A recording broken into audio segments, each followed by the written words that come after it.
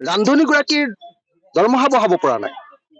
যি সময়ত বস্তুৰ মূল্য বৃদ্ধিয়ে আমাৰ ৰাজ্যখনক কোঙা কৰি পেলাইছে, মানুহ চলিব নোৱাৰে।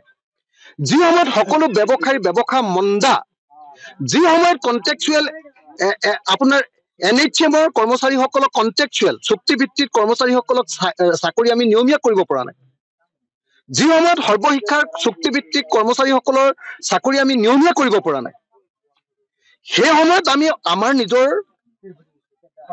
দৰমহাটো বৃদ্ধি কৰিবৰ কাৰণে আলোচনা কৰি থকাটো এইটো অনৈতিক কথা বুলি মই ভাবোঁ। দ্বিতীয় কথা, আপোনালোকে চাওক যে বিজেপি চৰকাৰে বাৰম্বাৰ এটা বস্তু সিদ্ধান্ত লৈছে, কেন্দ্ৰীয় চৰকাৰ আৰু ৰাজ্য চৰকাৰ বিজেপি য'তেই আছে তাতে সকলো কৰ্মচাৰী, নতুন কৰ্মচাৰীবিলাক 2005 চনৰ পৰা আমাৰ পুৰণি পেঞ্চনটো বন্ধ কৰি দিছে। এতিয়া আৰু চৰকাৰী কৰ্মচাৰীয়ে 2005 চনৰ পাছত জইন কৰা চৰকাৰী কৰ্মচাৰীয়ে পেঞ্চন নাপায়। আমি কিন্তু বিধায়কবিলাকে শপত যদি গ্ৰহণ কৰিলো, শপত গ্ৰহণৰ পিছদিনাৰ পৰা আমি পেঞ্চন পাবৰ কাৰণে যোগ্য হৈ গলো।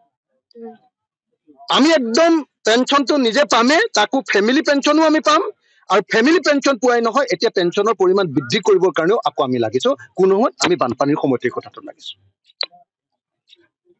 সেইকাৰণে যি চৰকাৰে আপোনাৰ কৰ্মচাৰীক পেঞ্চন বন্ধ কৰি নতুন পেঞ্চন স্কিমৰ অধীনত NPS-ৰ অধীনত তেওঁলোকক পেঞ্চন নোপোৱাৰ ব্যৱস্থা কৰিছে, সেই চৰকাৰে বিধায়কৰ পেঞ্চন বৃদ্ধি কৰিবৰ কাৰণে আগবঢ়াটো এইটো একেবাৰে দেখনীয় হৈ থকা নাই, এইটো অশোভনীয় হৈছে।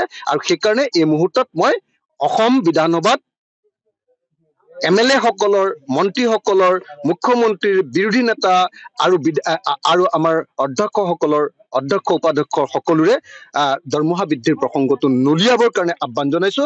আৰু যদি বিধানসভাত এই বিলখন উত্থাপন হয়, নিশ্চিতভাৱে ৰাইজৰ দলৰ বিধায়ক হিচাপে আমি MLA বিলাকৰ আৰু মন্ত্ৰীবিলাকৰ দৰমহা বৃদ্ধিৰ বিষয়টো আমি নিশ্চিতভাৱে তীব্ৰ বিৰোধিতা কৰিম।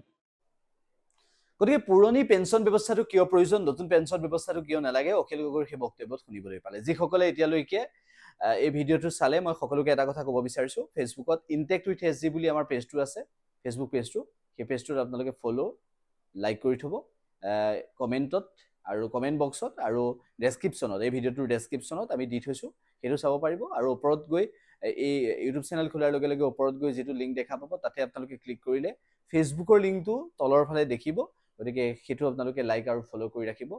নিশ্চিতভাৱে এই ক্ষেত্ৰত আমি একত্ৰিতভাৱে এই সংগ্ৰামখন আগুৱাত সহায় হ'ব। আপোনালোকৰ সহযোগিতা নিশ্চিতভাৱে বিচাৰিছোঁ।